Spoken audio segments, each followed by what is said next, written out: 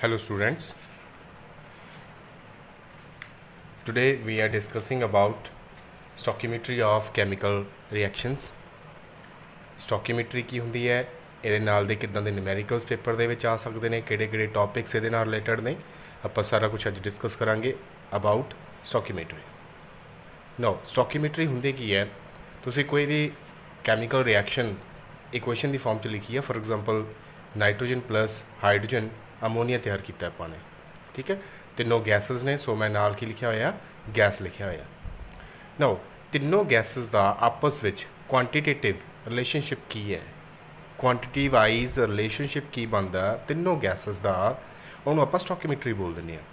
ਜਾਣੀ ਕਿ ਸਟੋਕਿਓਮੈਟਰੀ ਹੁੰਦੀ ਕੀ ਹੈ, ਕੁਆਂਟੀਟੇਟਿਵ ਰਿਲੇਸ਼ਨਸ਼ਿਪ ਹੈ, quantitative relationship among the reactants and products, among the reactants and products.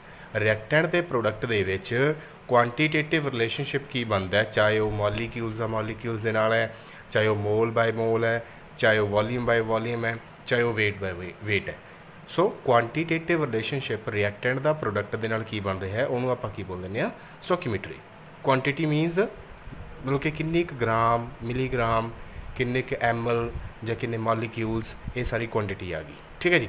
For example ਇਹਦੇ ਵਿੱਚ ਇੱਕ ਮੋਲੀਕਿਊਲ ਨਾਈਟ੍ਰੋਜਨ ਦਾ ਯੂਜ਼ ਹੋਇਆ, 3 molecule of oxygen use hydrogen use ਹੋਏ ਨੇ, 2 ਮੋਲੀਕਿਊਲ ਆਫ ਅਮੋਨੀਆ ਤਿਆਰ ਹੋਇਆ, ਠੀਕ ਹੈ।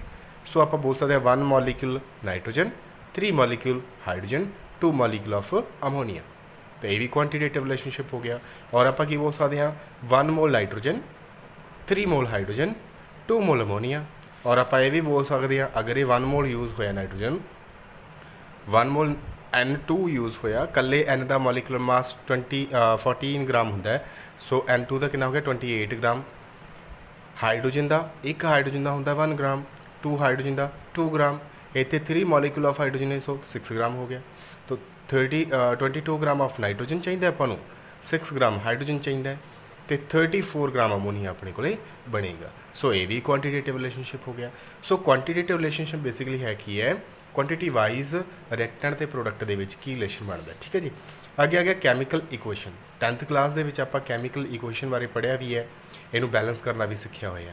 ਅਤੇ ਕੈਮੀਕਲ ਇਕੁਏਸ਼ਨ ਕੀ ਹੈ, ਅਗਰ ਆਪਾਂ ਸਿੰਬੋਲਿਕਲੀ ਰਿਐਕਟੈਂਟ ਅਤੇ ਪ੍ਰੋਡਕਟ ਨੂੰ ਰਾਈਟ ਕਰ ਦਿੰਦੇ ਹਾਂ ਕਾਪੀ ਦੇ ਉੱਪਰ, ਪੇਜ ਦੇ ਉੱਪਰ, ਤਾਂ ਉਹਨੂੰ ਆਪਾਂ ਕੈਮੀਕਲ ਇਕੁਏਸ਼ਨ ਬੋਲ ਦਿੰਦੇ ਹਾਂ। So chemical equation is a brief representation of chemical change in the terms of symbols, ਜਾਣੀ ਕਿ ਸਿੰਬਲਸ ਐਂਡ ਫਾਰਮੂਲੇ ਦੀ ਫਾਰਮ ਦੇ ਵਿੱਚ ਆਪਾਂ ਸਬਸਟੈਂਸਿਸ ਨੂੰ ਰਾਈਟ ਕਰਦੇ ਹਾਂ, ਠੀਕ ਹੈ ਜੀ। ਤਾਂ ਉਹ ਜਿਹੜੀ ਰਿਪਰਜ਼ੈਂਟੇਸ਼ਨ ਹੋ ਜਾਂਦੀ ਹੈ, that representation is called chemical equations. Now for example ਆਪਾਂ ਰਿਪਰਜ਼ੈਂਟ ਕਰਨਾ hydrogen and oxygen combine to form water, ਤਾਂ ਇੱਥੇ ਆਪਾਂ ਲਿਖਾਂਗੇ H2 + O2 H2O। ਤਾਂ ਇਹ ਸਿੰਬੋਲੀਕਲੀ ਆਪਾਂ ਨੇ ਰਾਈਟ ਕਰਤਾ ਕੈਮੀਕਲ ਇਕੁਏਸ਼ਨ ਨੂੰ, ਸੋ ਇਹ ਕੀ ਬਣ ਗਈ, ਕੈਮੀਕਲ ਰਿਐਕਸ਼ਨ ਨੂੰ ਸਿੰਬੋਲੀਕਲੀ ਰਿਪਰਜ਼ੈਂਟ ਕਰਤਾ, ਸੋ ਇਹ ਬਣ ਗਈ ਕੈਮੀਕਲ ਇਕੁਏਸ਼ਨ, ਠੀਕ ਹੈ ਜੀ। Now next is important points. Chemical equation ਆਪਾਂ ਨੇ ਬਹੁਤ ਸਾਰੀਆਂ ਦੇਖੀਆਂ ਨੇ, ਤੁਸੀਂ ਖੁਦ ਵੀ ਰਾਈਟ ਕਰ ਸਕਦੇ ਹੋ, ਬਟ ਇੰਪੋਰਟੈਂਟ ਪੁਆਇੰਟਸ ਕੀ ਨੇ ਕੈਮੀਕਲ ਰਿਐਕਸ਼ਨਸ ਦੇ ਲਈ, ਕੈਮੀਕਲ ਇਕੁਏਸ਼ਨਸ ਦੇ ਲਈ, ਇਹ ਬੈਲੈਂਸਡ ਹੋਣੀ ਚਾਹੀਦੀ ਹੈ। ਫਸਟ ਆਫ ਆਲ ਬਹੁਤ ਇੰਪੋਰਟੈਂਟ ਚੀਜ਼ ਆ, ਬੈਲੈਂਸਡ ਹੋਣੀ ਚਾਹੀਦੀ ਹੈ, ਮੋਲੀਕੂਲਰ ਹੋਣੀ ਚਾਹੀਦੀ ਹੈ। ਅਗਰ ਕੋਈ ਚੀਜ਼, ਕੋਈ ਵੀ ਗੈਸ ਐਟੋਮਿਕ ਫਾਰਮ 'ਚ ਲਿਖੀ ਹੋਈ ਹੈ, ਉਹਨੂੰ ਮੋਲੀਕੂਲਰ ਫਾਰਮ 'ਚ ਹੋਣਾ ਚਾਹੀਦਾ। ਫॉर एग्जांपल ਆਪਾਂ ਹਾਈਡਰੋਜਨ ਲਿਖਤਾ, H ਨਹੀਂ ਲਿਖਾਂਗੇ ਆਪਾਂ, ਹਾਈਡਰੋਜਨ ਨੂੰ H2 ਲਿਖਾਂਗੇ, ਆਕਸੀਜਨ ਨੂੰ O ਨਹੀਂ ਲਿਖਾਂਗੇ, O2 ਲਿਖਾਂਗੇ। ਸੋ ਇਹ ਮੋਲੀਕੂਲਰ ਫਾਰਮ ਨੇ, ਇਟ ਮੀਨਸ ਜਿਹੜੇ ਵੀ ਮੋਲੀਕਿਊਲਸ ਨੇ, ਅਗਰ ਉਹਨਾਂ ਦੀ ਐਟੋਮਿਕ ਫਾਰਮ ਦਿੱਤੀ ਹੋਈ ਹੈ ਤਾਂ ਉਹ ਚੇਂਜ ਕਰਕੇ ਮੋਲੀਕੂਲਰ ਫਾਰਮ ਲਿਖੋ, ਠੀਕ ਹੈ। It must B consistent with experimental data, means ਜਿਹੜੀ ਵੀ ਤੁਸੀਂ ਕੈਮੀਕਲ ਇਕੁਏਸ਼ਨ ਲਿਖ ਰਹੇ ਹੋ ਉਹ ਐਕਸਪੈਰੀਮੈਂਟਲੀ ਪ੍ਰੂਵਡ ਹੋਵੇ। ਇਹ ਨਾ ਹੋਵੇ ਕਿ ਤੁਸੀਂ ਆਪਦੇ ਕੋਲੋਂ ਕੁਛ ਵੀ ਲਿਖ ਲਿਆ ਅਤੇ ਉਹਦਾ ਪ੍ਰੋਡਕਟ ਉਹ ਨਹੀਂ ਬਣ ਰਿਹਾ, ਤੁਸੀਂ 2 ਰਿਐਕਟੈਂਟ ਲਿਖ ਲਏ ਕਾਪੀ ਦੇ ਉੱਪਰ, ਉਹ ਅਸਲ ਦੇ ਵਿੱਚ ਆਪਸ ਵਿੱਚ ਕੰਬਾਈਨ ਹੀ ਨਹੀਂ ਕਰ ਰਹੇ। ਸੋ ਇਕੁਏਸ਼ਨ ਉਹੀ ਲਿਖੀ ਜਾਂਦੀ ਹੈ ਜਿਹੜੀ ਐਕਸਪੈਰੀਮੈਂਟਲੀ ਬੈਲੈਂਸਡ ਹੋਵੇ, ਮੋਲੀਕੂਲਰ ਹੋਵੇ ਅਤੇ ਐਕਸਪੈਰੀਮੈਂਟਲੀ ਪ੍ਰੂਵਡ ਹੋਵੇ। ਪਹਿਲਾਂ ਪ੍ਰੂਵ ਕੀਤੀ ਜਾ ਸਕੀ ਹੋਵੇ, ਪਹਿਲਾਂ ਉਹਨੂੰ ਪ੍ਰੂਵ ਕੀਤਾ ਹੋਇਆ ਹੋਵੇ, ਪਹਿਲਾਂ ਉਹਦੇ 'ਤੇ ਐਕਸਪੈਰੀਮੈਂਟ ਹੋਇਆ ਹੋਵੇ, ਫਿਰ ਉਹ ਕੈਮੀਕਲ ਇਕੁਏਸ਼ਨ ਆਪਾਂ ਰਾਈਟ ਕਰ ਸਕਦੇ ਹਾਂ, ਠੀਕ ਹੈ ਜੀ। ਅੱਗੇ ਜਿਹੜੀ ਕੈਮੀਕਲ ਇਕੁਏਸ਼ਨ ਹੈ, ਇਹ ਆਪਾਂ ਨੂੰ ਕੀ ਇਨਫੋਰਮੇਸ਼ਨ ਕਨਵੇ ਕਰਦੀ ਹੈ, ਕਿਹੜੀਆਂ ਇਨਫੋਰਮੇਸ਼ਨਸ ਆਪਾਂ ਇਹ ਤੋਂ ਲੈ ਸਕਦੇ ਹਾਂ। ਦੇਖੋ ਆਪਾਂ ਇਹ ਤੋਂ ਇਨਫੋਰਮੇਸ਼ਨ ਦੋਨੋਂ ਲੈ ਸਕਦੇ ਹਾਂ, ਕੁਆਂਟੀਟੇਟਿਵ ਵੀ ਅਤੇ ਕੁਆਲਿਟੀਟੇਟਿਵ ਵੀ।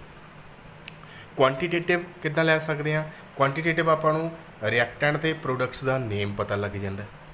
ਕੁਆਲਿਟੀਟਿਵ ਕੁਆਲਿਟੀ ਵਾਈਜ਼ ਆਪਾਂ ਚੈੱਕ ਕਰੀਏ ਅਗਰ ਕੈਮੀਕਲ ਇਕੁਏਸ਼ਨ ਹੋ ਤਾਂ ਆਪਾਂ ਨੂੰ ਰਿਐਕਟੈਂਟ ਤੇ ਪ੍ਰੋਡਕਟ ਦੇ ਨੇਮ ਪਤਾ ਲੱਗ ਜਾਂਦੇ ਨੇ ਕਿ ਇਹ ਵਾਲਾ ਰਿਐਕਟੈਂਟ ਯੂਜ਼ ਹੋਇਆ, ਇਹ ਵਾਲਾ ਪ੍ਰੋਡਕਟ ਯੂਜ਼ ਹੋਇਆ, ਇਹਦੀ ਕਿਹੜੀ ਕਿਹੜੀ ਸਟੇਟ ਯੂਜ਼ ਹੋਈ ਹੈ, ਕਿ ਇਹ ਸੋਲਿਡ ਫਾਰਮ 'ਚ ਯੂਜ਼ ਹੋਇਆ, ਲਿਕੁਇਡ ਫਾਰਮ 'ਚ ਯੂਜ਼ ਹੋਇਆ, ਜਾਂ ਗੈਸਸ ਫਾਰਮ 'ਚ ਯੂਜ਼ ਹੋਇਆ, ਜਾਂ ਕੋਈ ਆਪਾਂ ਸੋਲਿਊਸ਼ਨ ਯੂਜ਼ ਕੀਤਾ, ਜਾਂ ਕੋਈ ਆਪਾਂ ਪ੍ਰੈਸੀਪੀਏਟ ਬਣਾਏ ਨੇ, ਕੁਝ ਵੀ। ਤਾਂ ਉਹ ਕੁਆਲਿਟੀਟਿਵ ਇਨਫੋਰਮੇਸ਼ਨ ਵੀ ਦੇ ਰਹੀ ਹੈ ਆਪਾਂ ਨੂੰ, ਕੁਆਂਟੀਟੇਟਿਵ ਇਨਫੋਰਮੇਸ਼ਨ ਵੀ ਦੇ ਰਹੀ ਹੈ। ਕੁਆਂਟੀਟੇਟਿਵ ਮੀਨਸ ਰਿਐਕਟੈਂਟ ਤੇ ਪ੍ਰੋਡਕਟ ਦਾ ਆਪਸ ਵਿੱਚ ਰਿਲੇਸ਼ਨ ਕੀ ਹੈ, ਕਿੰਨੇ ਮੋਲੀਕਿਊਲ ਰਿਐਕਟੈਂਟ ਦੇ ਯੂਜ਼ ਹੋਏ ਨੇ, ਕਿੰਨੇ ਮੋਲੀਕਿਊਲ ਪ੍ਰੋਡਕਟ ਦੇ ਬਣੇ ਨੇ। ਸੇਮ ਹੀ ਰਿਲੇਸ਼ਨ ਮੋਲਸ ਦਾ ਹੋ ਸਕਦਾ, ਮਤਲਬ ਕਿੰਨੇ ਮੋਲ ਰਿਐਕਟੈਂਟ ਯੂਜ਼ ਕੀਤੇ ਨੇ, ਕਿੰਨੇ ਮੋਲ ਆਪਣੇ ਕੋਲ ਪ੍ਰੋਡਕਟ ਬਣੇ ਨੇ। ਸੇਮ ਹੀ ਰਿਲੇਸ਼ਨ ਮਾਸਸ ਦਾ ਹੋ ਸਕਦਾ, ਮਤਲਬ ਰਿਐਕਟੈਂਟ ਤੇ ਪ੍ਰੋਡਕਟ ਦਾ ਮਾਸ ਕਿੰਨਾ ਕਿੰਨਾ ਆਪਾਂ ਨੇ ਯੂਜ਼ ਕੀਤਾ, ਕਿੰਨਾ ਮਾਸ ਰਿਐਕਟੈਂਟ ਦਾ ਲਿੱਤਾ, ਕਿੰਨਾ ਮਾਸ ਪ੍ਰੋਡਕਟ ਦਾ ਬਣਿਆ, ਜਾਂ ਵੋਲੀਅਮ ਦਾ। ਇਟ ਮੀਨਸ ਇਹ ਦੋਨੋਂ ਇਨਫੋਰਮੇਸ਼ਨਸ ਕੈਮੀਕਲ ਇਕੁਏਸ਼ਨ ਤੋਂ ਆਪਾਂ ਨੂੰ ਕਨਵੇ ਹੁੰਦੀਆਂ ਨੇ, ਮਿਲਦੀਆਂ ਨੇ, ਕੁਆਲਿਟੀਟਿਵ ਵੀ ਤੇ ਕੁਆਂਟੀਟੇਟਿਵ ਵੀ। ਕੁਆਲਿਟੀਟਿਵ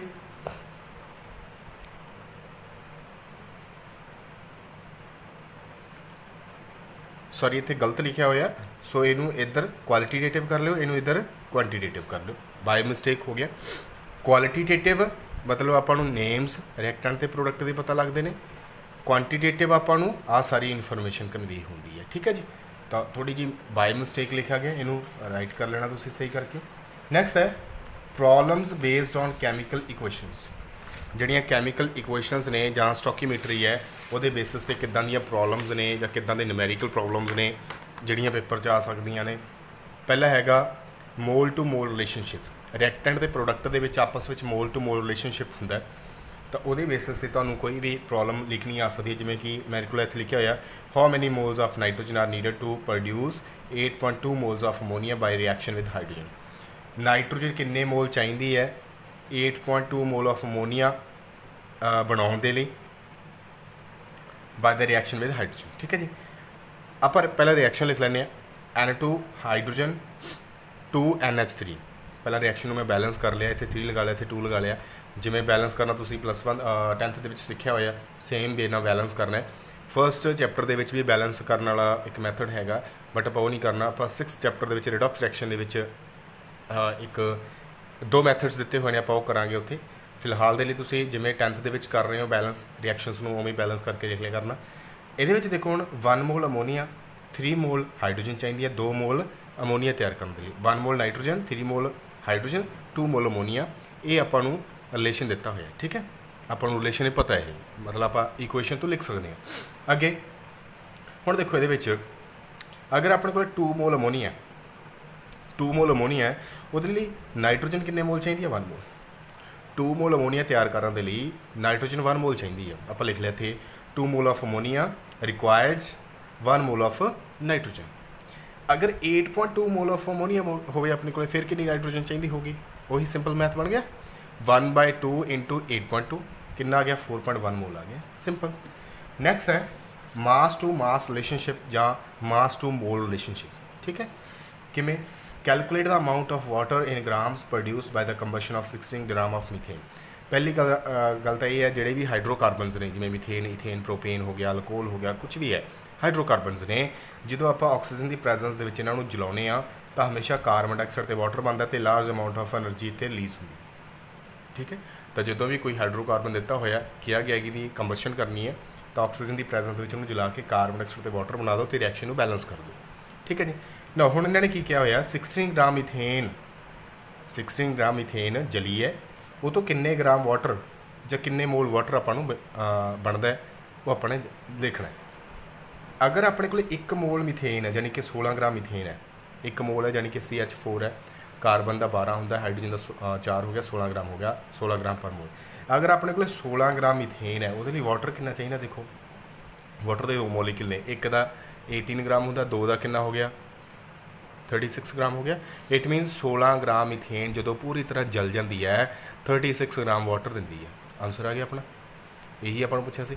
ਅਗਰ ਆਪਾਂ ਨੂੰ ਕਿਹਾ ਇੱਥੇ 32 ਗ੍ਰਾਮ ਅਗਰ ਮਿਥੇਨ ਹੋਵੇ, ਫਿਰ ਤੁਸੀਂ ਇਹਦਾ ਡਬਲ ਕਰ ਦਿਓ। ਠੀਕ ਹੈ ਜੀ, 16 ਗ੍ਰਾਮ ਮਿਥੇਨ ਜਲ ਕੇ 36 ਗ੍ਰਾਮ ਵਾਟਰ ਆਪਾਂ ਨੂੰ ਪ੍ਰੋਵਾਈਡ ਕਰਦੀ ਹੈ। ਤਾਂ ਇੱਦਾਂ ਦੇ ਸਿੰਪਲ ਜਿਹੇ ਨਿਊਮੈਰੀਕਲਸ ਨੇ। ਅਗਲਾ ਆ ਗਿਆ mass to volume relationship. Mass to volume relationship. ਅੱਗੇ What volume of air at NTP containing 21% of oxygen by volume is required to completely burn 1000 gram of sulfur containing 4% of combustible matter? पहले आप sulphur ਨੂੰ ਕੰਬਸਟ ਕਰਕੇ ਵੇਖਦੇ ਹਾਂ। Sulphur ਜਦੋਂ oxygen ਦੀ presence ਦੇ ਵਿੱਚ ਜਲਦਾ ਹੈ ਤਾਂ ਆਪਣੇ ਕੋਲੇ SO2 ਬਣਾ ਦਿੰਦਾ ਹੈ। ਸਲਫਰ ਆਕਸੀਜਨ ਦੀ ਪ੍ਰੈਜ਼ੈਂਸ ਦੇ ਵਿੱਚ ਜਲ ਕੇ ਕੀ ਬਣਾ ਦਿੰਦਾ ਹੈ SO2। ਸਲਫਰ 32 ਗ੍ਰਾਮ ਹੈ, ਆਕਸੀਜਨ 1 ਮੋਲ ਹੈ ਯਾਨੀ ਕਿ 22.4 ਲੀਟਰ ਆਪਾਂ ਲਿਖ ਸਕਦੇ ਹਾਂ। ਸਲਫਰ ਡਾਈਆਕਸਾਈਡ ਵੀ 1 ਮੋਲ ਹੈ, ਅਗਰ 1 ਮੋਲ ਹੋਵੇ ਤਾਂ 22.4 ਲੀਟਰ ਹੀ ਹੁੰਦਾ, 22.4 ਲੀਟਰ। ਹੁਣ ਇਹਨਾਂ ਨੇ ਕਿਹਾ ਕਿ ਜਿਹੜੀ ਸਲਫਰ ਹੈ वो किन्ने परसेंट कंबस्टेबल है, मतलब सल्फर दे विच 4% कंबस्टेबल मैटर है। ठीक है, कंबस्टेबल सबसटेंस कंबस्टेबल एस कितनी होगी फिर 100 इंटू 96%, 96/100 हो गया, 96 ग्राम 960 ग्राम हो गया। ठीक है ना, अगे 32 ग्राम सल्फर 22.4 लीटर ऑक्सीजन ये चाहिए है। मतलब अगर 32 ग्राम सल्फर पूरी तरह जल्दी है वो 22.4 लीटर ऑक्सीजन आपको चाहिए है। अगर 960 सल्फर हो तो वो कितनी चाहिए होगी 672 लीटर। मीनस ऑक्सीजन की टोटल अमाउंट कितनी चाहिए आपको 672 लीटर चाहिए है। ठीक है, 672 लीटर चाहिए है ऑक्सीजन की अमाउंट। आपने की फाइंड आउट करना, आपने एयर की अमाउंट फाइंड आउट करनी है जिहदे विच 21% ऑक्सीजन आए। ठीक है, ये आप ऑक्सीजन की अमाउंट कर ली। हुण देखो मान लो अपने कोले जिहड़ी आपने फाइंड आउट करनी है वैल्यू एयर की क्वांटिटी आपको पता नहीं, एयर की क्वांटिटी आप ए लिख ली इंटू अगर आप ਇਹਦਾ 21% करते हैं तो वह कदे बराबर आता है 672, मतलब ऑक्सीजन की अमाउंट के बराबर आता है। एयर का 21% किया ऑक्सीजन की अमाउंट आ गई तो इतों एयर की अमाउंट कढ़ी जा सकती है 3200 लीटर आ जानी। ठीक है जी, सिंपल जिहा न्यूमेरिकल सीगा। इन्होंने की दिता होया है 4% इनकंबस्टेबल है, इट मीनस 96% ये कंबस्टेबल है। इट मीनस कंबस्टेबल सल्फर कितना हो गया 96 ग्राम। ठीक है जी, ये हो गया। नैक्सट हैगा volume to volume relationship, volume to volume relationship यानी कि रिएक्टेंट के प्रोडक्ट का आपस में वॉल्यूम का रिलेशनशिप की बनता है। एक न्यूमेरिकल है अगर तुहानूं न्यूमेरिकल दे विच NTP या STP दिता होवे, NTP मीनस normal temperature and pressure, STP मीनस standard temperature and pressure, मीनस उत्थे तुसीं वॉल्यूम 22.4 लीटर लैके चलना 1 मोल का। तो हुण इत्थे की दिता होया है calculate the volume of oxygen that would be required to convert 5.2 litre of CO2 नूं CO2 दे विच कन्वर्ट करना है। 5.2 लीटर कार्बन मोनोऑक्साइड अपने कोले, ਇਹਦੇ ਲਈ ਆਪਾਂ ਨੂੰ ਕਿੰਨੀ ਕਾਰਬਨ ਡਾਈਆਕਸਾਈਡ ਬਣੂਗੀ।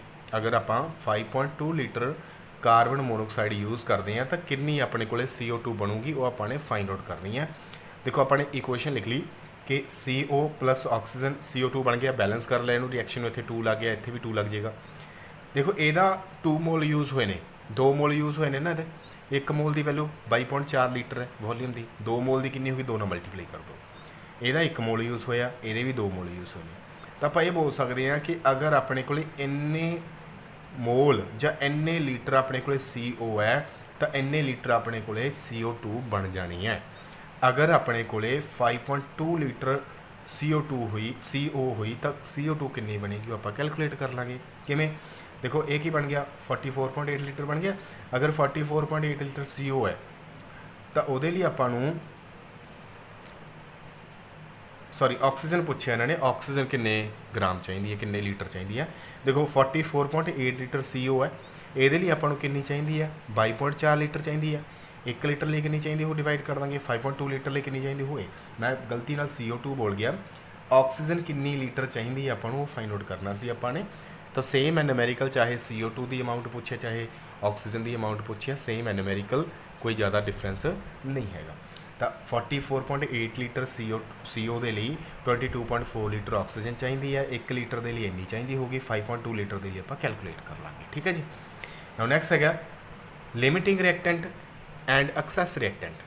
कई बार की होंगे एक रिएक्शन के कई रिएक्टेंट तो पूरी तरह खत्म हो जाते हैं। ठीक है, at the end of the reaction पूरी तरह खत्म हो जाते हैं, कई उवें दे उवें रहिंदे ने।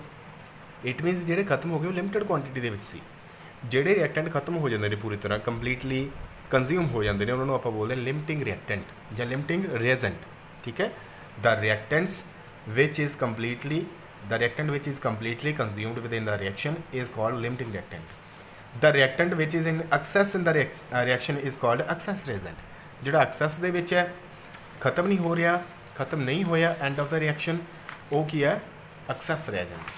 For example hydrogen plus oxygen 2H2O है। सपोज कर लो अपने को 4 मोल तो हाइड्रोजन है, 1 मोल ऑक्सीजन है। ਇਹਦਾ मतलब ऑक्सीजन तो कंप्लीटली खत्म हो जाएगा, कंज्यूम हो जाएगा। इट मीनस ऑक्सीजन क्योंकि लिमिटिंग रिएजेंट।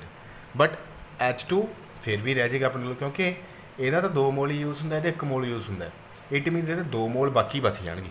इट मीनस ये की हो गया एक्सैस रिएजेंट। सो ये हैगा एक्सैस रिएजेंट तो लिमिटिंग रिएजेंट। ठीक है जी। तो अज के टॉपिक के सिर्फ इन्ना कि सी, इनू चंगी तरह रीड करो, ये न्यूमेरिकल्स करो। एक टॉपिक रह गया सोल्यूशन नाम का एक टॉपिक है, वो आपां फिर बाद करांगे, क्योंकि इक्को चैप्टर के काफ़ी सारे न्यूमेरिकल्स हो गए जिहड़े तुहानूं करने पै रहे हैं। सो आपां सैकेंड चैप्टर इस तो बाद स्टार्ट करांगे, जिहड़ा कि थ्योरी वाला चैप्टर है। काफ़ी वो थ्योरी आ जाएगी, तुहानूं थोड़ा जिहा होर सिंपल हो जाएगा। पहले जिहड़ा चैप्टर वो एक टॉपिक जिहड़ा रहिंदा आपां बाद डिस्कस कर लांगे। सोल्यूशन नाम का एक टॉपिक रहिंदा, उसकी कंसनट्रेशन किद्दां रिप्रजेंट करनी है, मोलैरिटी नॉर्मैलिटी वगैरह की होंदी है, वो लास्ट से कर लेंगे, क्योंकि एकदम ज़्यादा न्यूमेरिकल हो जाएंगे, क्योंकि काफ़ी स्टूडेंट्स को न्यूमेरिकल सॉल्व करने में प्रॉब्लम आ रही है। कोई गल नहीं, तुसीं जिन्ने हो रहे हैं न्यूमेरिकल्स उन्ने करने की कोशिश करो। ठीक है जी, मिलते हैं नैक्सट वीडियो के फिर। Take care and bye bye.